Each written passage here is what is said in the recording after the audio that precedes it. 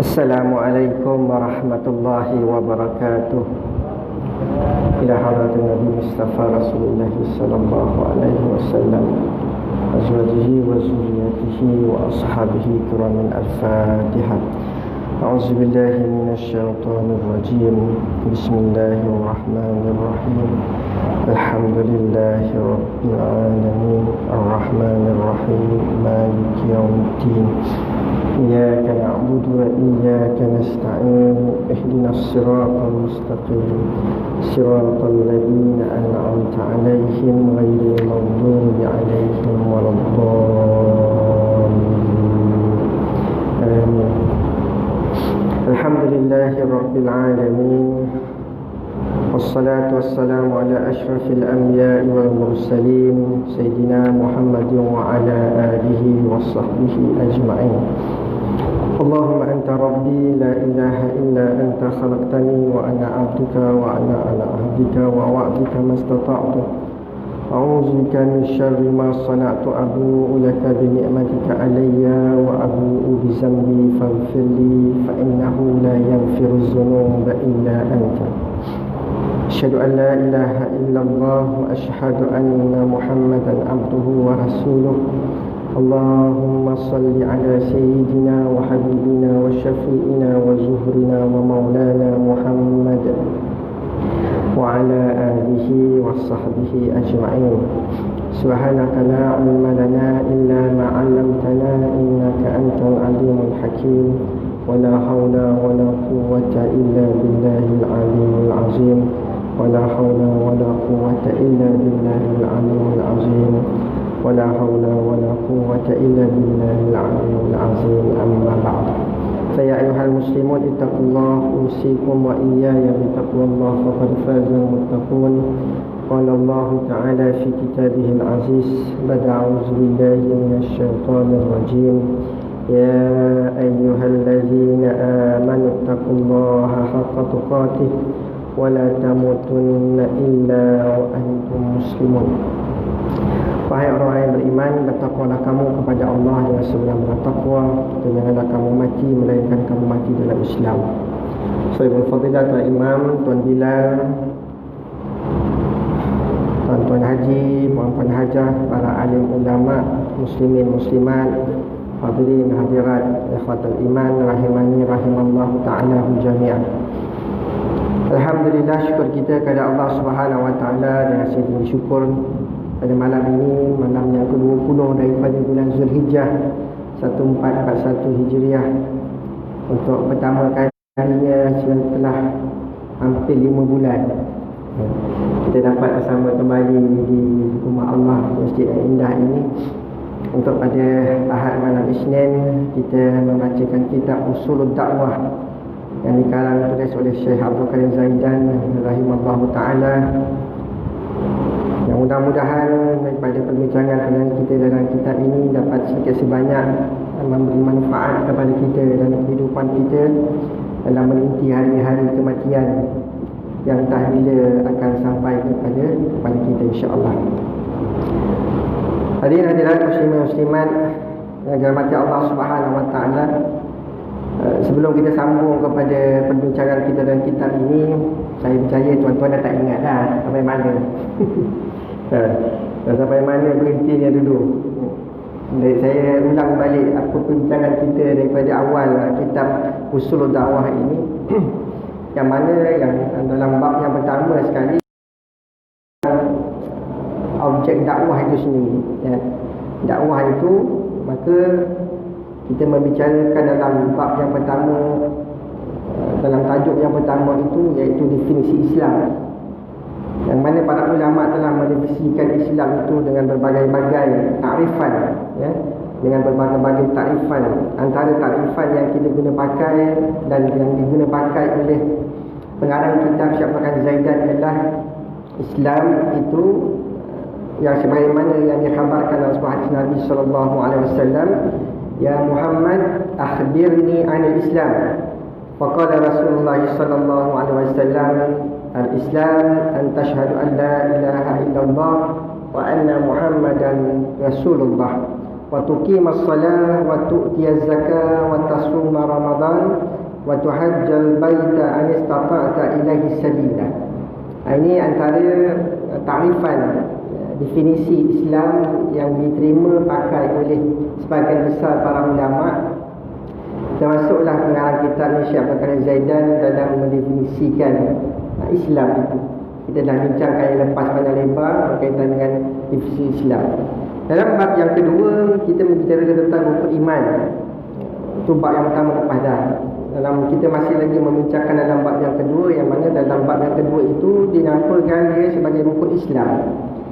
Rukun Islam yang pertama yang kita telah bincangkan yang lepas ialah pengakuan kita terhadap Allah Subhanahu Wa Taala. Allah sebagai pencipta, Allah sebagai penguasa, Allah sebagai pelindung dan segala-galanya, uluhiyah dan rububiyah Allah. Itu dalam rukun Islam. Dalam perkara yang kedua, bab yang kedua menyatakan tentang pengakuan kita kepada Rasul Nabi sallallahu alaihi wasallam, Nabi Muhammad sallallahu alaihi wasallam. Maka itulah yang terkandung dalam kalimah syahadah kita, asyhadu an la ilaha illallah, tidak ada Tuhan yang disembah melainkan Allah, wa asyhadu anna Muhammadar Rasulullah, dan Nabi Muhammad itu pesuruh Allah. Maka kita mengaku dalam perjalanan kita lepas ini, pengakuan kita terhadap Nabi sallallahu alaihi wasallam secara mutlak. Nabi diutuskan sebagai umat akhir zaman, sebagai nabi, penghulu segala nabi, penyudah segala para anbiya dan ketua segala para nabi dan rasul. Maka itulah nabi kita, Nabi Muhammad sallallahu alaihi wasallam. Maka kita tidak boleh menolak dua pengakuan ini, pengakuan kita terhadap Allah yang menciptakan kita dan pengakuan kita kepada Nabi sallallahu alaihi wasallam yang membawa risalah Islam kepada kita, jalan syahadah yang hari ini alhamdulillah kita syukur pada Allah Subhanahu Wa Taala kita dapat menikmati Islam sehingga ke hari ini. Tuan-tuan yang dirahmati Allah Subhanahu Wa Taala, maka dalam membicarakan tajuk kita pada malam ini, kita sambung dalam perkara yang ketiga dari bab yang kedua. Perkara yang ketiga iaitu amal soleh. Amal soleh, kita dah bincangkan amal soleh yang lepas ni dalam beberapa mukadimah daripada amal soleh yang kita bincangkan lepas. Perkara yang ketiga yang kita bincangkan selepas pengakuan kepada Allah, pengakuan kepada Rasul, ialah amal soleh.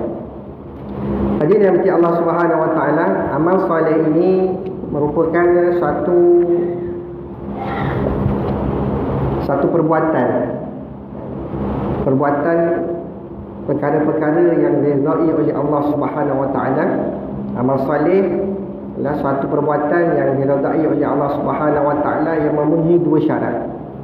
Seperti mana pengarang kitab kata, qala musannif rahimallahu taala wa nafa'ana bi ulumi fi darain amin, bahawa amal soleh ialah perbuatan yang diridai oleh Allah Subhanahu Wa Taala yang memenuhi dua syarat. Syarat yang pertama, perbuatan itu hendaklah sesuai dengan ajaran Islam. Itu nama amal soleh. Sekarang ni kita duduk dalam masjid, kita sedang buat amal soleh, kan? Iaitu syaratnya perbuatan itu hendaklah sesuai dengan ajaran Islam. Menuntut ilmu, etikaf, duduk dalam masjid, kan? Berzikir dalam majlis, duduk dalam majlis ilmu sebagainya, itu adalah salah satu daripada perbuatan yang ada dalam ajaran Islam. Dan yang kedua syaratnya ialah perbuatan itu tujuannya untuk mencapai keredaan dan ketaatan kepada Allah. Maka malam ni kita duduk dalam masjid ni, kita memenuhi dua syarat. Syarat iaitu yang sesuai dengan ajaran Islam, dan yang kedua ialah mencapai keredaan dan ketaatan kepada Allah Subhanahu Wa Taala. Maka kalau tuan-tuan semua duduk kat masjid, dia tak mencapai redha Allah dan tak membawa kita kepada ketaatan kepada Allah, maka duduk kita tu duduk dalam maksiat. Ingat ramai orang duduk dalam masjid, kan? Dia tak mendekatkan diri dia dengan Allah. Duduk dalam masjid, kan? Dia bersembang tentang dunia, mengumpat ke, fitnah ke, dia tak sadar dia tengah duduk dalam masjid. Maka perbuatan itu tidak dapat dinamakan amal soleh walaupun dia duduk dalam rumah Allah. Kenapa? Tujuannya untuk mencapai redha. Kita duduk dalam masjid ni tujuannya untuk mencapai redha Allah. Yang kedua untuk ketaatan kepada Allah Subhanahu Wa Taala. Itu yang nama amal soleh. Sebab itu dalam perbahasan yang kita bincang pada kali ini, dalam bab yang kedua, rukun Islam itu, setelah kita mengaku Allah itu sebagai Tuhan, Nabi SAW itu sebagai Rasul, maka dia diterjemahkan sebagai amal soleh. Dia kena terjemahkan itu sebagai amal soleh. Sebab itu kata pengarang kitab, apabila sesuatu perbuatan tidak memenuhi kedua syarat di atas, syarat apa tadi? Syarat menepati ajaran Islam dan juga untuk mencapai redha dan ketaatan pada Allah, atau hanya dapat terpenuhi salah satu daripada dua syarat di atas, maka tidaklah termasuk perbuatan yang demikian itu sesuatu perbuatan yang diredai oleh Allah, dan seterusnya tidak akan mendapat pahala dan ganjaran di sisi Allah Subhanahu wa taala. Firman Allah Subhanahu wa taala dalam surah Al-Kahfi ayat 110, "Faman kana yarju liqa'a rabbih falyamal 'amalan shalihan wa la yusyrik bi'ibadati rabbih ahada." Barang siapa yang hendak berjumpa dengan Tuhannya, iaitu Allah, hendaklah ia beramal dengan baik dan janganlah ia mempersekutukan, iaitu menyembah Allah dengan seseorang dua pun, iaitu menyekutukan Allah dengan yang lain. Ini syarat. Syarat kita nak jumpa dengan Allah Subhanahu wa taala. PKPP ni sekarang ni tuan-tuan, dah ada orang yang meninggalkan kita dah, sahabat-sahabat kita yang telah kembali kepada Allah Subhanahu wa taala. Maka mereka berjumpa dengan Allah Taala, bertemu dengan Allah Subhanahu wa taala itu, syarat dia mestilah beramal soleh. Fal ya'mal amalan soleh. Kita renung diri kita hari ini, kan? Yang saya cakap ni semua orang-orang soleh, insya-Allah. Kan? Jadi renung diri kita, kalau kita nak jumpa dengan Allah Subhanahu wa taala ni, malam ni kita mati ke? Esok kita mati, berjumpa dengan Allah Subhanahu wa taala, adakah kita membawa fal ya'mal amalan soleh? Adakah kita membawa amal-amal soleh yang sangat banyak, dan dalam masa sama kita tidak wala yusyrik bi'ibadati rabbih ahada. Dalam masa yang sama kita tidak mensyirikkan Allah Subhanahu wa taala dengan sesuatu. Kita dah bincang panjang dan lepas terhadap pengakuan kita kepada Allah Subhanahu wa taala, tidak boleh ada satu pun dalam hati kita, pada niat kita, perbuatan kita, percakapan kita yang mana niat, perbuatan, percakapan kita itu dalam arti kata menyekutukan Allah, menyamakan Allah, menduakan Allah. Dalam taat, kita taat pada Allah, kita ada lebih benda lain yang kita lebih taat. Habis musa amal kita.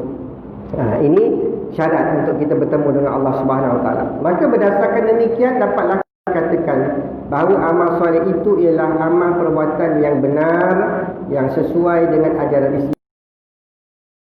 Dalam membuatnya adalah untuk menuntut keredaan Allah Subhanahu wa taala. Ini yang para ulama simpulkan. Amal soleh ini syarat dia ayakunal al-amal shaiban muwafiqan li syar'illah. Maka apa yang kita buat dalam amal-amal ini mesti menurut syarak, menurut apa yang telah Islam aturkan, yang Nabi sallallahu alaihi wasallam bawa. Yang kedua ialah syurut li qabul amal al-ikhlas. Ini amal soleh ini dikira sebagai amal soleh, dia punya kunci dia adalah ikhlas. Susah ni, kadang-kadang kita ni 20 tahun lalu ikhlas, sekarang tadi tak ikhlas. Ada orang tahu betul-betul 20 tahun lalu dia ikhlas ketika dia menyumbangkan harta dia untuk membangunkan surau ke masjid, dia ikhlas ketika itu. Tapi Allah panjangkan umur dia sampai sekarang dah lepas 20 tahun. Allah nak uji keikhlasan dia. Rupanya dia ngungkit balik apa yang dia menyumbangkan dulu. Kalau lah saya tak nyumbang dulu masjid ke surau ni, tak tahulah dia apa. Contoh begitu. Bila kata pun ada orang datang, orang baru datang, kan? Dia cerita, awak kena tahu ni surau ni dulu bapak saya yang bangunkan. Dia kira jadi surau tu surau warisan lah. Orang lain tak boleh kacau. Maka kalau itu tujuan dia untuk kebanggaan, maka hilanglah keikhlasan. Maka apabila tanpa keikhlasan, rosaklah segala amalan. Imam Nawawi pun dalam kitab Matan Arba'in tu, hadis 40 hadis dalam Imam Nawawi punya kitab itu pun lain Riyadhus Shalihin meletakkan depan-depan sekali itu tentang hadis innama a'malun binniyat. Innama a'mal, segala amal-amal itu, perbuatan-perbuatan itu bermula dengan niat. Kalau niat kita ni dah bermula niat yang tak baik, maka kesudahan dia tak baik. Ada yang orang niat dia mula baik, tapi kesudahan dia pun tak baik. Yang kita nak awal niat kita baik, dan ini ni niat ikhlas kerana Allah Subhanahu Wa Taala itu amal. Yang kita kena tahu, amal-amal soleh yang kita buat ni memang okey, kita ikut ajaran Islam, tujuannya untuk keredaan Allah Subhanahu Wa Taala, ketaatan kepada Allah. Tapi kalau tidak ada ikhlas kan kerana Allah, maka segala amal itu akan luput, tidak bermakna sama sekali. Ini yang kita kena jaga baik-baik kan. Biar sikit amal tu khairul amal dawamiha wa inna qalla. Amal soleh itu, amal-amal baik itu kan, dia sederhana, berterusan walaupun dia sedikit. Dia sederhana betul, tapi dia berterusan. Dia sedikit pun tak apa, tapi dia berterusan. Saya pernah cerita dulu kat Masjid Kampung Jawa. Kisah berlaku dekat Kuala Lumpur kan, lembah pantai. Seorang hamba Allah, dia sudah meninggal 20 tahun yang lalu. 20 tahun yang lalu. Kalau tuan-tuan buka akhbar mungkin dia jumpa kisah ni. Nama dia Haji Bujang bin Tanda. Haji Bujang bin Tanda. Dia sampai ke mati dia nama dia Bujang. Tapi dia berkata dia pencen telekom. Ketika dia pencen telekom, umur dia 55 tahun ketika itu, kerja dia ialah ada kat rumah dia tu ada sikit kebun, dia rajin bercocok tanam. Hasil daripada cocok tanam dia tanam ubi, tanam pisang, tanam sayur-sayuran, buah-buah dan apa sebagainya tu kan. Boleh katakan 2/3 dia akan pada jiran-jiran kampung dia. Walaupun ubi kayu dia sedekah kan. Selain daripada itu dia jual tak. Pokok-pokok pisang, pokok buah-buahan, rambutan dan sebagainya, kalau musim berbuah, dia akan pastikan ada beberapa pokok pisang khususnya untuk makanan burung. Dia tak akan ambil pisang tu sampai pisang buah habis, makanan dia burung baru dia tebang kan. Isteri dia tanya, penat awak tanam tu, kenapa dibiarkan burung makan? Tak apalah, kata dia, itu rezeki burung. Kita begitu. Kalau ada yang burung tak habis makan, ada yang sakit maki tu kan, baru dia tebang. Dan pisang tu pun ada hasil yang dia ambil pun banyak dia sedekahkan pada orang. Inilah yang dia buat daripada dia start mula dia pencen sampai saat kematian dia. Sekitar 2001 dia meninggal. Satu lagi amalan dia yang orang tak pandang, kita pun tak buat kan. Apa dia? Selepas zuhur, dia akan pergi kedai-kedai makan, dia akan ambil sisa-sisa makanan kat kedai-kedai makan. Nasi-nasi orang yang dah buang, ikan-ikan, ayam-ayam, apa sisa-sisa tu, dia dah cakap dengan tuan-tuan kedai, jangan buang. Saya akan collect selepas zuhur. Saya akan datang ambil selepas zuhur. Dia akan ambil dengan kenderaan dia, masuk ke ada bekas dia, ada besen yang bawa masuk semua. Apa dia buat apa? Lah dia balik sampai kat rumah dia akan turunkan, dia bagi itik makan, ayam makan, anjing makan, kucing makan, semua binatang-binatang untuk.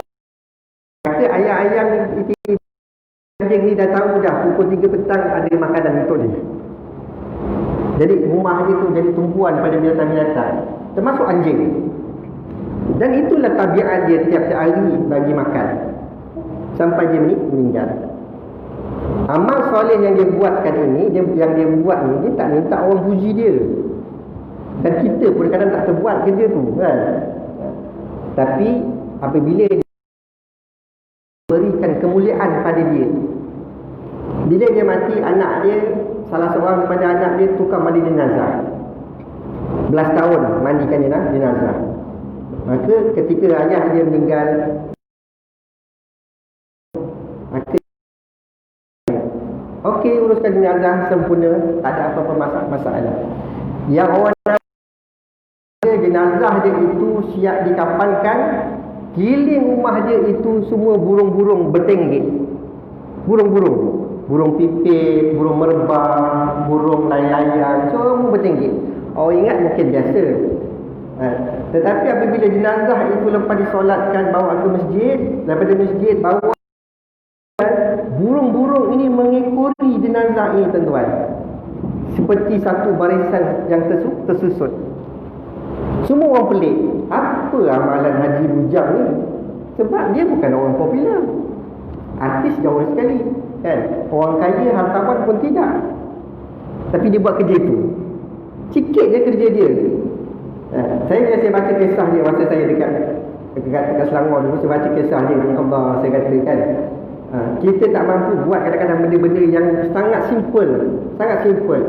Dia tanam, dia berbakti pada bumi, dia dapat pahala. Betul? Kalau ada tupai makan, ada apa semua makan, dia tak pernah bersungut pun, kata isteri dia. Isteri dia cakap, sebab orang saksikan keajaiban berlaku itu, orang tanya apa amalan dia ni. Kata isteri dia, tak ada apa-apa amalan, suami saya orang biasa saja. Tapi ada satu benda yang dia buat daripada sejak dia pencen sampai dia mati, ialah itu yang saya ceritakan tadi. Bagi burung makan, bagi sedekah tanaman-tanaman yang dia dapat, kan? Dan ambil sisa-sisa makanan daripada kedai-kedai untuk dibagikan makan. Dia asingkan pula, ini untuk itik, ini untuk ayam, ini untuk anjing, ini untuk kucing. Dia asingkan dah untuk dimakan. Tuan, amal soleh itu, bila Allah beri kemuliaan pada saat dia kematian itu, kita nampakkan satu karamah yang Allah beri kemuliaan pada dia. Dia berpunca daripada amal soleh. Amal soleh yang khairul amal dawamuha wa inna killah. Amal soleh yang berterusan walaupun sedikit. Yang kasih hidup dia, tak ada orang sanjung pun perbuatan dia tu. Tak ada. Tak pernah masuk khabar pun. Tapi bila dia mati, masuk khabar. Ada seorang mati, kan, burung-burung semua mengiringi dia ke tanah perkuburan.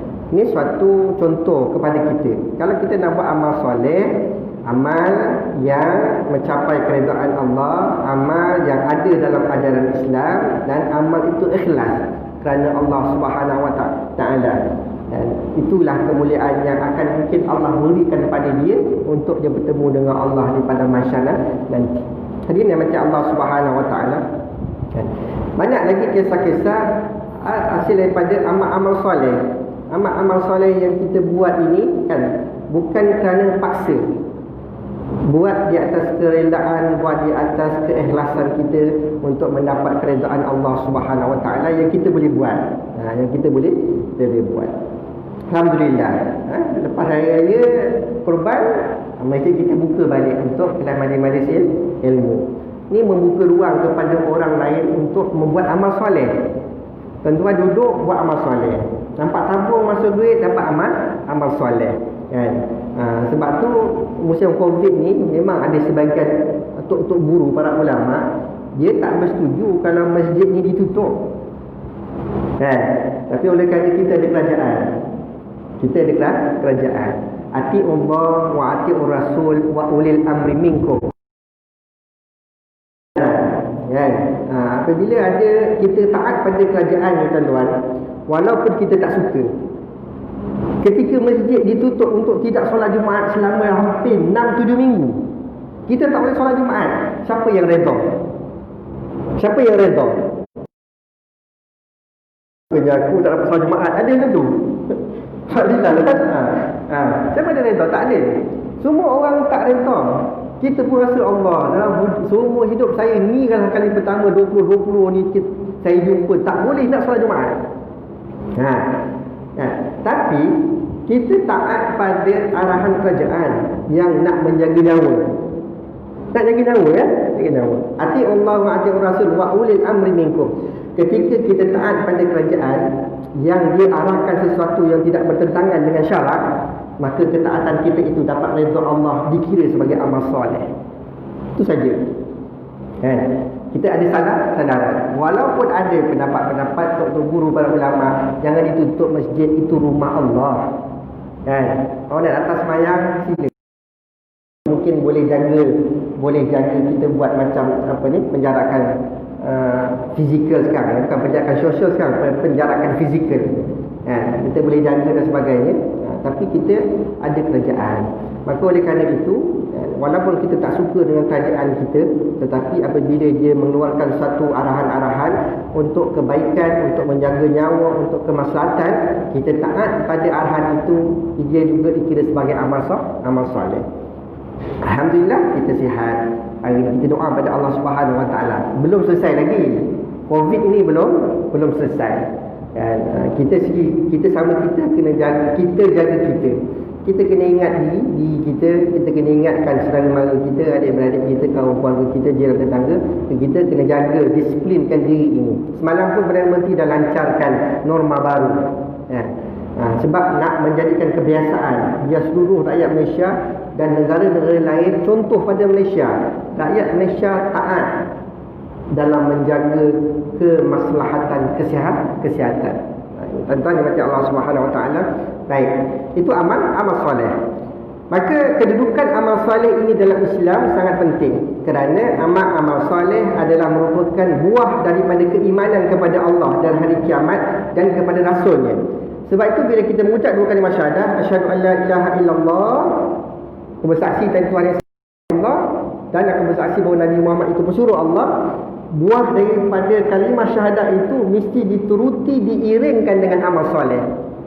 Barulah amal kita tu nama amal soleh. Kalau dia tak mengucap dua kalimah syahadah, dia tak ucap kalimah syahadah, tapi dia nak bagi sumbang, kan, juta-juta untuk Covid contohnya, kan, dia tak kira sebagai amal soleh. Sebab syarat dia untuk mengiktiraf Allah, kan, dan juga mengiktiraf Nabi SAW tidak ada.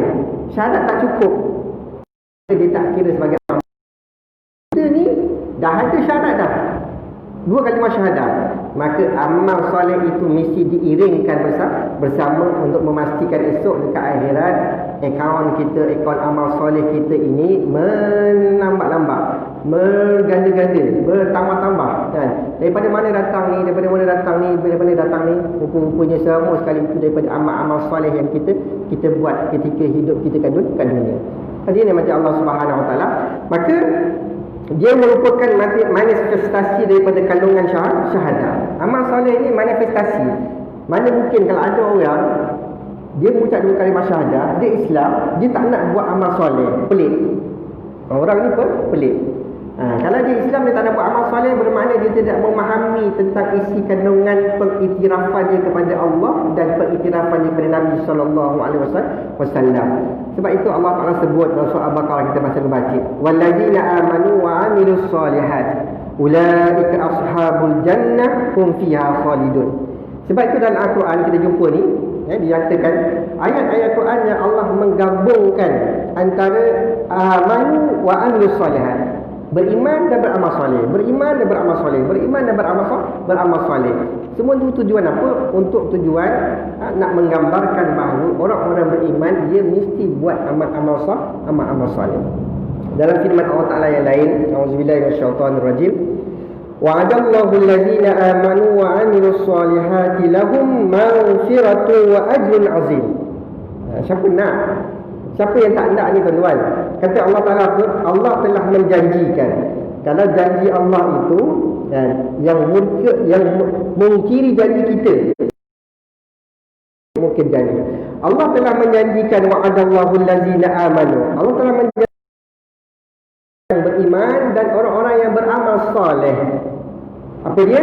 Lahum maghfirah, kepada mereka itu keampunan, wa ajrun azim, dan pahala yang besar. Pahala yang besar. Kita tengok sahabat-sahabat Nabi SAW dalam peperangan Uhud, yang syahid di medan Uhud, kan, 70 orang syahid. Ketika berlaku banjir dalam sejarah sirah yang kita selalu dengar dan baca, kan, maka timbul jenazah-jenazah yang dikebumikan di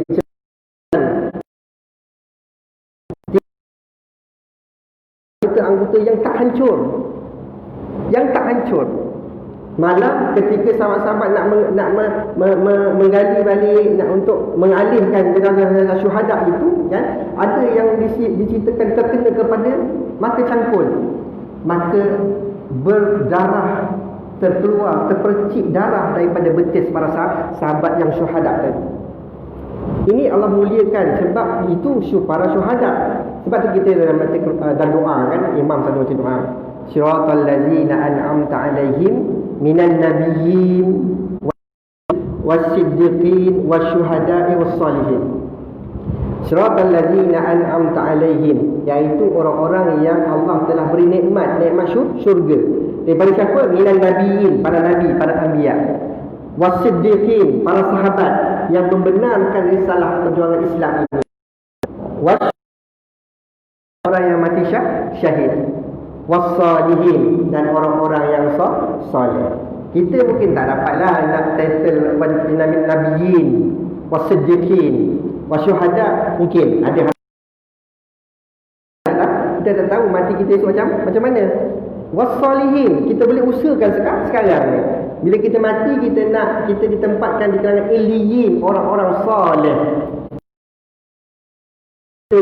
Orang-orang yang ketika keluar daripada jasad, 70,000 malaikat sambut daripada syurga dan suri daripada syurga untuk dipersembahkan kepada Allah. 70,000 malaikat dah solatkan jenazah kita sebelum manusia-manusia di kalangan sahabat-sahabat kita ni solatkan jenazah kita. Ini suatu perkara janji benar. Allah Subhanahu Wa Taala menjanjikan kepada orang-orang beriman dan beramal soleh bahawa pada mereka itu ampunan yang besar dan juga pahala yang besar. Firman Allah Taala yang lain, alladzina amanu wa amilus solihat tuba lahum wa husnu ma'ab.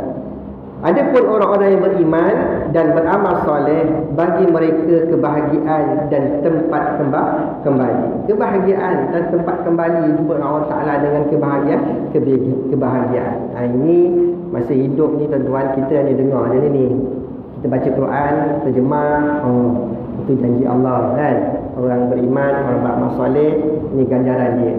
Esok bila kita mati, kalau kita tak rebut peluang masa kita hidup ni, kan, masa itulah kita sangat menyesal, kan? Sangat menyesal. Kita dah lihat dah dengan mata kita, telinga kita minta Allah balik untuk buat amal soleh dah. Masa itu sudah terlambat. Firman Allah Ta'ala lagi, man amila salihan min zakarin aw unsa wa huwa mu'min falanuhyiyannahu hayatan thayyibah wa lanajziyannahum ajrahum bi ahsani ma kanu ya'malun. Surah An-Nahl ayat 97. Barang siapa yang mengerjakan amal soleh, sama ada dia lelaki atau perempuan. Amal soleh ini orang perempuan boleh dapat rebut, orang lelaki pun boleh dapat rebut. Dalam keadaan mereka beriman, ketika mereka melakukan amal-amal soleh, maka sesungguhnya akan kami berikan kepadanya kehidupan yang baik. Kepadanya kehidupan yang baik, dan sesungguhnya akan kami berikan balasan kepada mereka dengan pahala yang telah mereka kerjakan. Untuk kita lah, untuk kita orang-orang beriman yang amal soleh ni, buat amal soleh, falanuhyiyannahu hayatan thayyibah. Allah pasti akan bagi kita satu kehidupan yang baik, baik di dunia, baik di akhirat.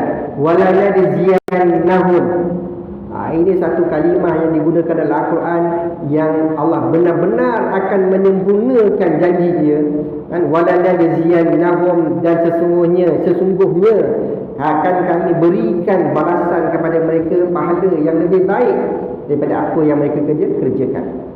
Pada zaman tabi'in dulu, tak tahu sempat ke tak cerita ni. Kalau tabi'in dulu, ada seorang tabi'in yang dia buat baik dengan beramal soleh ini, dia ajak orang dengan kata-kata, berbuat baiklah siapa yang berbuat baik kepada kamu, siapa yang membuat jahat, memerailah kejahatan itu akan memakan diri dia sendiri. Itu kalimah dia. Orang ni dia cakap, Siapa yang berbuat baik kepada kamu, siapa yang buat jahat kepada kamu, memadailah kejahatan itu akan memakan dirinya. Dia jumpa orang ni, dia sebut lagi, berbuat baiklah kepada siapa yang berbuat baik kepada kamu, siapa yang berbuat jahat, memadailah kejahatan itu akan memakan dirinya sendiri. Mana? Jumpa orang semua dia cakap. Pada satu ketika dia jumpa dengan seorang hamba Allah tu orang yang sombong. Cerita suruh cakap buat baik, macam dia tu baik sangat. Dia ada hati hasad. Padahal dia tak ucap siapa pun, dia cakap berbuat baiklah kepada sesiapa yang berbuat baik kepada kamu. Siapa yang membuat jahat, memadailah kejahatan akan memakan diri dia sendiri. Itu je. Tuan-tuan terasa tak agak? Ini kalimah dia, siapa dia terasa? Kan? Allah Ustaz sebut, macam mana dia baik sangat. Anda terasa dia tu tak?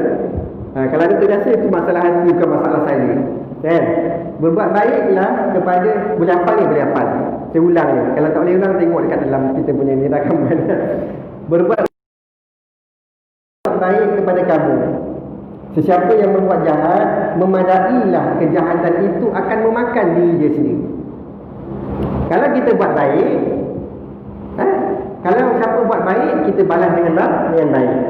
Kalau orang buat jahat, cukuplah kejahatan itu akan memakan diri dia sendiri. Kalau kita buat jahat, kejahatan itu akan memakan diri kita sendiri. Itu saja kita jumpa orang sebagainya. Hari ini tuan-tuan dimata Allah Subhanahu Wa Taala.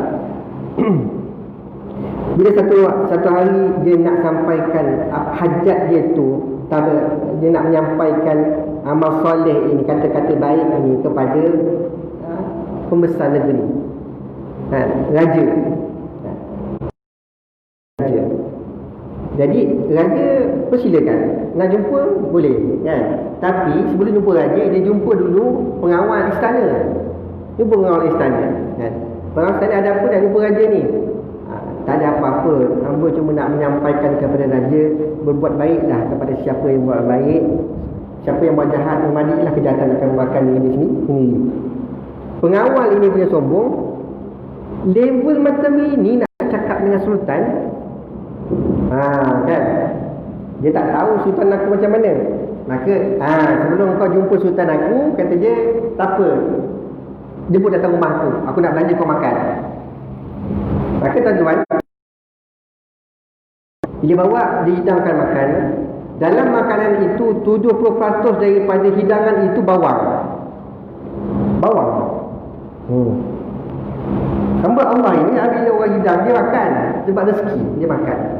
Bila dia makan bawang tu, lepas habis dia makan dan jumpa raja, dia terasa, aku nak jumpa raja ni, mulut aku berbau pula bawang. Dan si pengawal ini sudah cakap dengan orang istana. Ada seorang hamba Allah nak jumpa sultan nak jumpa dia tu, mulut dia sangat busuk. Dia boleh jahat ni tuan-tuan. Mulut dia sangat busuk. Dah masuk isyak ke dah? 3 minit kan? Tuan, to be continue minggu depan Maka dia pun datang. Dia istana. Bila sampai istana, sultan dah tahu dah masuk. Dia datang dekat dengan dia, hormat pada sultan. Kata sultan, ada apa kamu nak cakap dengan saya, dengan beta ni? Kata dia, Patik nak menyampaikan satu saja risalah kebaikan. Tuanku, berbuat baiklah kepada siapa yang berbuat baik kepada tuanku. Siapa yang buat jahat, memadailah kejahatan itu akan makan diri dia sendiri. Sultan ni bila dia cakap dekat ni, bau mulut tak? Bau bawang tu. Sebab tu makan basal ni makruh kalau banyak-banyak. Busuk. Sultan pun undur ke belakang. Kata sultan, tunggu dulu. Ada sesuatu yang aku nak sampaikan kepada kamu. Sultan pembantu tulis surat kan? Beta amat murka kepada orang yang datang ni sebab mulut dia busuk. Sila bawa pemuda ini ke dia punya panglima dia di sempadan negara kan, untuk dipancung leher dia. Sultan ni pun zalim juga kan. Pancung leher dia dan dijerami kulit dia tu, dikupas kulit dia macam kita lapah lembu korban. Dan sila bawa balik berjumpa dengan beta bukti orang ni. Betul. Dia kata itu bila Sultan dah siap dah tulis tu, Sultan dia punya pembantu dulu, kamu serahkan surat ini kepada Panglima Beta yang berada di Shah Alamat sekali. Sila keluar. Maka dia keluar. Bila dia keluar, pengawal tadi yang bagi makan kepada dia ni, tengok dia relax, dia bawa keluar, bawa satu surat. Kata dia, Sultan cakap apa dengan kamu? Sultan tak cakap apa-apa dengan saya, okey je, kata dia. Tapi Sultan suruh bawa surat ni kepada dia punya panglima dia yang ada dekat sepadan. Dia pun tengok, jarang Sultan kalau murka macam ni. Kata dia punya orang ni, jarang Sultan kalau murka macam ni. Tak apa, biar saya yang bawa surat ni pergi serahkan. Yang jahat tadi. Tak apa, biar saya yang bawakan. Kata dulu, tak apa, Sultan suruh saya. Tak apa, awak stay je kat rumah saya yang tolong serahkan. Kenek kita tuan-tuan, dia pergi serahkan kepada Panglima di sempadan. Bila dia serahkan, Panglima tu buka. Sila penggal leher pemuda ini, sila penggal leher orang yang menyerahkan surat ini kepada kamu dan kupas kulitnya dengan jerami. Itu saja kata-kata Sultan dalam tu. Kan? Pengawal tu tengok, kan? Yang serahkan tu pengawal. Panglima tu tengok, yang serahkan tu pengawal istana. Dia tak cakap banyak, ini sini hang tua, taat setia tuan-tuan. Kan? Dia pun ambil, dia penggal leher orang tu, dia kupas dengan jerami, dia bungkus balik dengan plastik, kan? Betul dia hantar balik ke istana. Kan? Bila kata sampai istana, Sultan buka, Sultan terperanjat lah. Sultan terperanjat sebab yang kepala itu bukan kepala pemuda itu, tetapi kepala dia punya pengawal istana. Kan? Maka bila Sultan tengok macam ini, apa sudah jadi ini? Kan? Sultan suruh panggil balik pemuda tadi. Pemuda tu datang hadap balik, ya tuanku, berbuat kepada siapa buat baik kepada tuanku, siapa yang buat jahat, memadailah kejahatan akan makan diri dia sendiri. Sultan bila dengar balik pemuda itu cakap macam itu dan mendengar apa cerita daripada Panglima ini, Sultan ini dengan sebab dia cakap gitu, Sultan ini taubat jadi Sultan yang baik. Tuan-tuan, ini kerja dakwah dan kerja amal soleh. Kalau tak jelas lagi, minggu depan saya sambung lagi cerita insya-Allah. Aku qouli hadza wa astaghfirullahi wa lakum. Assalamualaikum warahmatullahi wabarakatuh. Bismillahirrahmanirrahim. Allahumma